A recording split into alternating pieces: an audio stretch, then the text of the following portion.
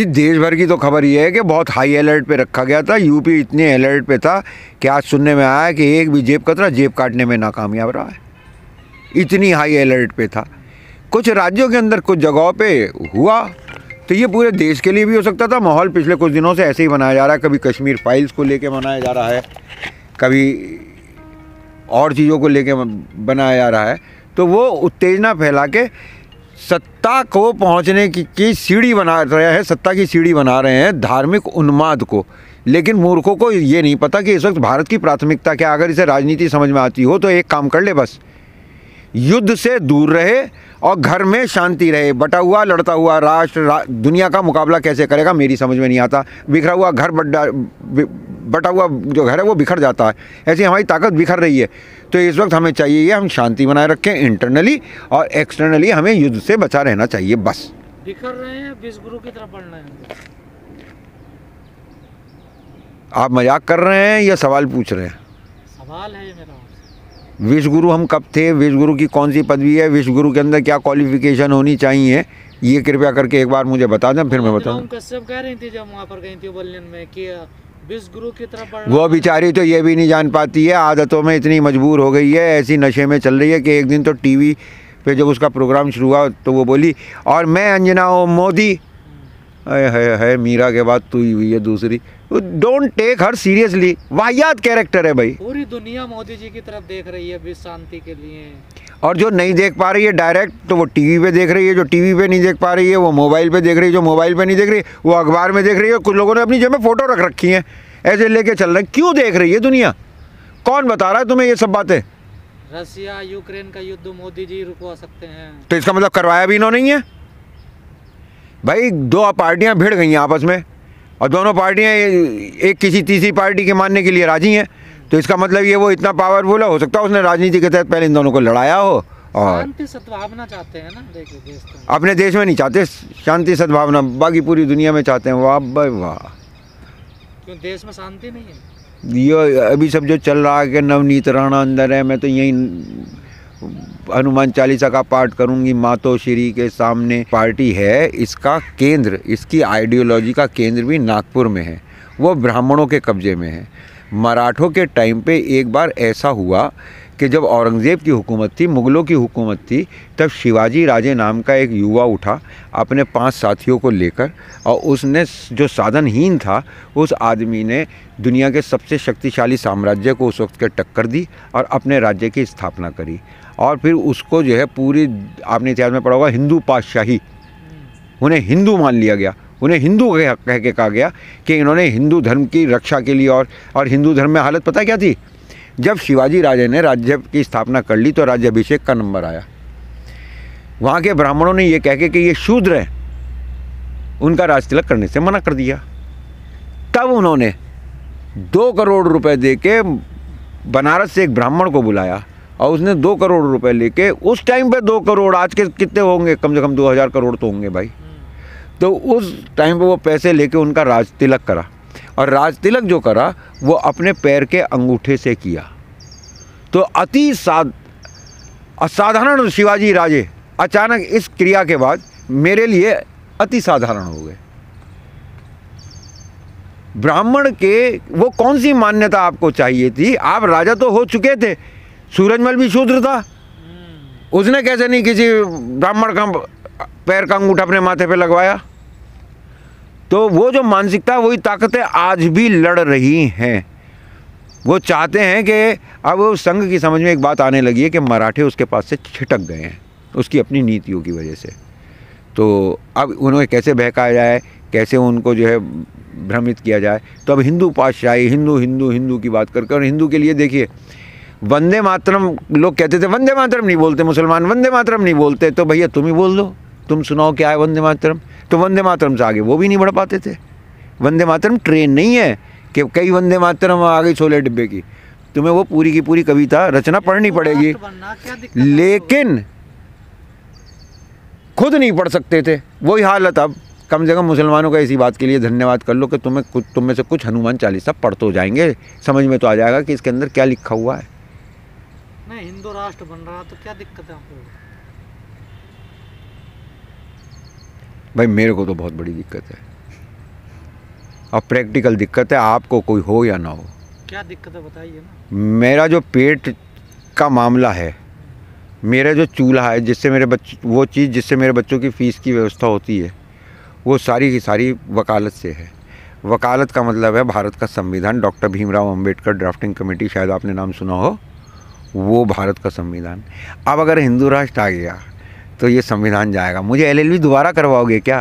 अब मेरे सिर के ऊपर चुटिया नहीं है और मेरा नाम संजय उपाध्याय नहीं है कि मैं उसके अंदर कहीं फिट बैठूंगा। अब मैं वेद पढ़ूंगा क्या? वेद तो इनमें से किसी के पढ़े हुए नहीं है। मैं क्या बात कर रहे हो आप? वेदी जो होते हैं तो चारों वेदों के ज्ञाता होते हैं। मैंने एक साहब देखे, वो चिलम लगाए बैठे थे, जब वो सारी बातें कर रहे थे तो मैंने उनसे कहा ये कौन से वेद में लिखी है? बोले मुझे क्या पता। तो मैंने तो, आप तो कह रहे थे वेदों में लिखी है। बोले होगी किसी में लिखी हो, नहीं तो 5वां वेद बोल रहा हूँ मैं। तो भाई ऐसे लोगों का क्या करो? भक्तों ने चिलम पी ली है, तो अब ये धार्मिक बन रहे हैं इस वक्त। धर्म का इन चीज़ों से क्या लेना देना मेरे दोस्त? कहाँ बन रहे हैं? और हिंदू राष्ट्र, हिंदू से तुम्हारा क्या तात्पर्य है? बचाने की कोशिश कर रहे हैं। देखिए खतरा किससे है? खतरा किससे है? इन्हें यही नहीं पता खतरा किससे है। जो पत्थर मारते हैं। अरे इन्हें यही नहीं पता खतरा किससे है। दिल्ली मुगलों की राजधानी बनी, पहले आगरा थी, तुमने पढ़ाया तो होगा। डॉक्टर, वैसे तो जस्टिस मार्कंडे काटजू ये कहते थे पत्रकार बिल्कुल नील बटे सिफर होते हैं, लेकिन इतना तो पढ़ा होगा आप लोगों ने। आगरा भारत की मुगलों की राजधानी थी, दिल्ली किला बन गया, दिल्ली आ गए। 1656 में वो मुकम्मल हो गए, इन्होंने अपना जो है पे राजपाट शुरू कर दिया। 1656 में ये दुनिया की बड़ी इस्लामिक गद्दी बन गई। 1656 में ही दुनिया की उस वक्त की सबसे बड़ी जामा मस्जिद का निर्माण हुआ, जो आज भी भारत की सबसे बड़ी जामा मस्जिद है। उससे थोड़ी ही दूर पे जब लाल किले पे आप प्राचीर पे मुँह करके और चांदनी चौक की तरफ देखेंगे तो बाएं हाथ पे कोने पे ही वहाँ पे आपको एक लाल जैन मंदिर मिलेगा। ये अग्र ओसवाल जैनों का नहीं था, ये अग्रवंशी जैनों का बनाया हुआ है। आज भी है। वो उसी वक्त बना था, आज है तो कोई बात नहीं, आज तो गुरुद्वारे भी बहुत हैं, लेकिन ये उसी वक्त बना था। तो जैन साहब के पास ऐसे कौन सा ब्रह्मोस था कि जिसकी वजह से मुग़ल, न उनका माल खतरे में, न उनकी जान खतरे में, न उनका ईमान खतरे में, और बाकी सारों का माल भी खतरे में और जान भी खतरे में और ईमान भी खतरे में। अच्छा, दूसरा सवाल मुझे इस बात का जवाब दे दो। आगरा का जाटव, जिसे आप जाटव कहते हैं, तब चमार कहते थे, वो तब है, आज भी बहुत माल से मोटे, लेकिन वो नहीं कन्वर्ट हुआ। आगरा में इनका बहुतायत थी, बहुमत था इनका, लेकिन वो कन्वर्ट नहीं हुए। और दिल्ली का बनिया नहीं हुआ। तो इन पे चमारों पे बनियों पे कौन सी ऐसी तलवार थी कि जो इन्होंने तो मुगलों का मुकाबला कर लिया। अब बाकी सारे के सारे ढेर हो गए, ठाकुर साहब भी हो गए, चौधरी साहब भी हो गए, और गुजर साहब भी हो गए। अल्लामा इकबाल कश्मीरी ब्राह्मण था, फिर ब्राह्मण भी हो गए और ये झेल गए। तो भाई ये कहना कि तलवार के बूते पे ऐसा हुआ था, तो बाद में कथा ये भी बताती है कि जयसिंह अकबर का साला था। ये कहाँ से लाए आप लोग? मैंने फिल्म देखी थी जोधा जी, फिर मैंने जानकारी करी, मैंने कि कहानी क्या है। फिर मुझे पता चला, फिर मैं कोल का जब इतिहास पढ़ रहा था, अलीगढ़ को पहले कोल कहा जाता था, तो जब यहाँ किसानों का विद्रोह हुआ सरकारी नीतियों के और लगान के विरुद्ध में, तो उनको हराने के लिए मुग़ल तो साम्राज्य था, उनकी फ़ौज तो आनी थी, सेनापति ठाकुर साहब हुआ करते थे। तब क्यों नहीं भाई, तुम्हारी लड़ाई तब क्यों नहीं थी? अब क्या पत्थरबाजी और ये बाजी और वो बाजी, तो ये सब अब नए नए मामले हैं, समीकरण बदल गए हैं। पत्थरबाजी क्यों तलवारें लहराई जा रही हैं? क्यों मस्जिदों में कोई है जो हमारी अराजकता का लाभ उठाना चाह रहा है? हमारे वर्तमान राजनीतिक नेतृत्व की पहचान मात्र और मात्र एक टेस्ट से हो जाएगी। ये घर में शांति नहीं रख पाया तो बिखरा हुआ राष्ट्र कैसे मुकाबला करेगा अंतर्राष्ट्रीय चीज़ों का? और अगर ये युद्ध से दूर नहीं रहा तो ये बहुत बुरा इसका हाल होगा। इंडिया एक दुर्भाग्यशाली राष्ट्र है, अनफॉर्चुनेट नेशन। पूछो कैसे? तुम पूछते ही नहीं हो। जब कोई राष्ट्र गुलाम लड़ाई हारता है और गुलाम हो जाता है, ये उसका सबसे बुरा वक्त होता है। दुश्मन इसे जीतने वाला इसे लूटता है, खसोटता है, कमज़ोर बनाता है।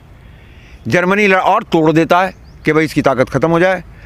जर्मनी लड़ाई हारा, टूटा नहीं टूटा। सेकेंड वर्ल्ड वॉर हारा जर्मनी, टूट गया। सोवियत संघ लड़ाई हारा, अफगानिस्तान में फंस गया था, टूटा कि नहीं टूटा? हम वो दुर्भाग्यशाली राष्ट्र है जो जीता तो आज़ादी की लड़ाई, साबरमती के संत तूने कर दिया कमाल, अंग्रेज भाग जा रहे हैं हवाई में, मुझे भी ले लो, मुझे भी ले लो, मुझे हिंदुस्तानी पकड़ लेंगे। जीते तो हम लड़ाई, और कीमत हमने एडवांस में अदा करी हार का। टूट के 14 अगस्त सन 1947 को पाकिस्तान का निर्माण हो चुका था। तो हम आज तक जब यही नहीं समझ पाए कि जीत के हमें जो जश्न मनाना था, वो उस दिन हमारा जश्न जीत का नहीं था, वो हम हार की कीमत पहले एडवांस में जमा कर आए थे। ये भारत का दुर्भाग्य है कि ये राजनीति नहीं जानता। आज फिर एक बात बता रहा हूँ, बेसिक लाइन, वो जो अपने इतिहास से सबक नहीं लेते वो उसे दोहराने के लिए अभिशप्त होते हैं। आज के हालात ये बता रहे हैं कि हमने अपने इतिहास से कोई सबक नहीं लिया है, और इसलिए हम एक बार फिर टूटने के लिए और जूत खाने के लिए मजबूर हो जाएंगे। मतलब दूसरा पाकिस्तान बने? दूसरा पाकिस्तान भाई साहब, पिछली बार तो टुकड़े हुए 2 जो बाद में कन्वर्ट हो गए 3 में, ठीक है ना। अब की बार बिखरेगा। कहाँ बिखर रहा? सबको तो एकजुट करने की कोशिश कर रहे हैं। कौन? वो कौन सी ताकतें हैं जो जब यहाँ किसान आंदोलन में सिख आए कि खालिस्तानी, इन्हें शर्म नहीं आई कहने में। यहाँ वो बुढ़ा और बुढ़िया आए धरने में, जिनका एक बेटा सरहद पे खड़ा हुआ था, वहाँ से फ़ोन करके पूछ रहा था, उनमें तो खालिस्तानी नज़र आए। किसानों में कौन नज़र आया? फ़ौरन बुलाया सबको अमित शाह ने संजीव बालियान के नेतृत्व में, और डांट लगाई कि काय के बीजेपी के जाट नेता हो, जाओ जाटों को समझाओ। तो जाट नज़र आए। और जब मुसलमान आता है ना, तो उसमें तो पता नहीं कौन कौन नज़र आता है। मजहबी नज़र आता है, उनके अंदर उन्मादी, जिहादी, पाकिस्तानी, पता नहीं क्या क्या नज़र आता है। आपने कहा खालिस्तानी, ये जो अभी हुआ पटियाला में, ये कौन था? ये कब हुआ? 3 दिन पहले हुआ। अरे नहीं, घटना क्या थी ये तो बता दो। खालिस्तान के खिलाफ मोर्चा निकल रहा था, शांति मोर्चा। वहाँ कौन सा बम फट गया था, वहाँ कहीं दंगे हो गए थे कि यार ये खालिस्तानी सो रहे हैं, इन्हें जगाएं। लाला केजरीवाल वहाँ पहुँच चुके हैं। अब आप उनका रोल देखिए, ठीक है ना। अब वो वहाँ सरकार में है, और उनकी क्रियाकलाप और कार्यशैली कैसी है मैं आपको बता दूँ। उड़ता पंजाब, लड़खड़ाता पंजाब, गिरता पंजाब, नशे में पंजाब। हमने देखा पंजाब कैसे उठ के आया। हम नहीं उठ सकते थे, हमसे ज़्यादा ऊर्जा उसमें है। लेकिन जब उस नशे से मुक्त पंजाब बनाने का नंबर आया, तो अरविंद केजरीवाल साहब ने वहाँ पे जो चीफ मिनिस्टर का चेहरा आगे करा, उसका नाम था भगवंत मान। सुबह 9 बजे ही पी लेता है भाई। अब छोड़ दी ना। और उससे मेरे एक दोस्त ने बहुत अच्छे, वो एक बार मुझे शेर सुना रहे थे जिगर मुरादाबादी का। रात को पी, सुबह को तौबा कर ली, रिंद के रिंद रहे, जन्नत भी हाथ से ना गई। अबे शाम को पी ली, सुबह को तौबा कर ली, शाम को फिर तो शराबी भी रहे और जन्नत भी, भाई दुआ कर ली तो तौबा कर ली तो जन्नत भी, ना जन्नत हाथ से जा रही ना बोतल हाथ से जा रही। यही वाले हैं ये। देखिए, ये भारत का दुर्भाग्य है। और मैं आपसे पहले कई बार कह चुका हूँ, स्वामी विवेकानंद जब हिंदुस्तान लौट कर आए थे अमेरिका से, 1893 में गए थे विश्व धर्म संसद में, तो वहाँ उन्होंने पूरी दुनिया में तालियां बजाईं। जब वो कोलंबो में पहुँचे, बड़ा भारी स्वागत हुआ। सभागार में ले जाके उन्हें टाउन हॉल में बैठा लिया गया और उनसे पूछा कि स्वामी जी पूर्व और पश्चिम में क्या अंतर देखा। तो वो कहने लगे, ये सब बातें होती रहेंगी, पहले महत्वपूर्ण बुरी खबर सुनो, इंपॉर्टेंट बैड न्यूज़। आए थे जश्न मनाने, बुरी खबर की सुन के सभा आ गई सख्ते में। तो सभा संचालक ने पूछा, स्वामी जी वो क्या है? तो उन्होंने कहा, भगवान हमारी मिट्टी में राजनीति डालना भूल गया। हमारी आत्मा का केंद्र आस्था है, हम बिलीवर्स हैं।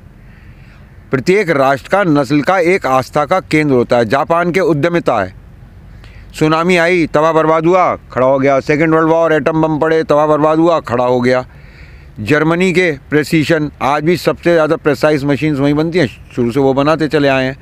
फ्रांस के कलात्मकता बताया, क्योंकि वहाँ फैशन इंडस्ट्री और खाने का भी उनका तौर तरीका, वो फैशन ज़्यादा है।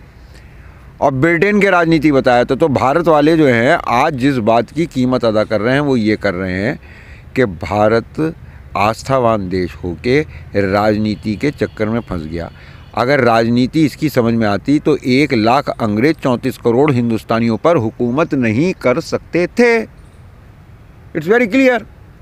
तो हम ये जो राजनीति जिसे आप कह रहे हो ना कि साहब धर्म के नाम पे राजनीति हो रही है, अजान के नाम पे, हनुमान जी के नाम पे, हनुमान चालीसा के नाम पे, तो समझ में ये सरकारी जो मशीनरी है और सरकार है, ऐसे लोगों को दंडित करें। बस सरकार अपने करने का काम नहीं कर रही है, ये है प्रॉब्लम।